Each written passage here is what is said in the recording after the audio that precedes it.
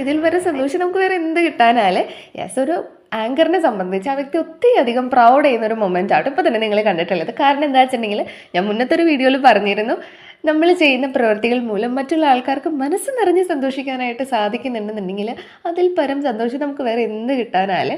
Yes, അപ്പോൾ ഇതുപോലെയുള്ള happy moments ഒന്നും എനിക്കങ്ങനെ വീഡിയോ എടുക്കാനായിട്ട് പറ്റാറില്ല കേട്ടോ. പക്ഷേ അവസാന നിമിഷമാണെങ്കിൽ കൂടെ ഞാൻ വീഡിയോ എടുത്തിട്ടുണ്ടായിരുന്നു. കാരണം എന്താ വെച്ചിട്ടുണ്ടെങ്കിൽ എനിക്ക് നിങ്ങളെയും കൂടെ കാണിച്ചു തരണം.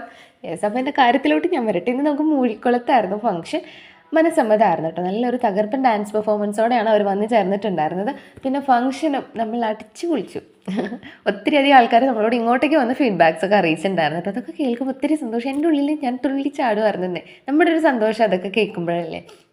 അങ്ങനെ എൻ്റെ അസിസ്റ്റൻ്റ് എൻ്റെ കൂടെ ഉണ്ടായിരുന്നു, മറ്റാരും ഇല്ല, അതിൻ്റെ അമ്മയാണ്.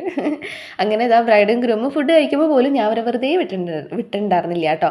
പിന്നെ ബ്രൈഡിൻ്റെ അപ്പച്ചനാണ് ആളാണ് എന്നെ വർക്ക് ഏൽപ്പിച്ചിട്ടുള്ളത് കേട്ടോ. അപ്പോൾ അപ്പച്ചനും അമ്മച്ചിക്കും എന്നോട് അവരുടെ സന്തോഷം അറിയിച്ച് തീർന്നിട്ടില്ല കേട്ടോ. അത് കേൾക്കുമ്പോൾ എനിക്കും ഒത്തിരി സന്തോഷം തന്നെ. അപ്പോൾ ഇന്നത്തെ വീഡിയോ അത്രയേ ഉള്ളൂ. ടാറ്റ.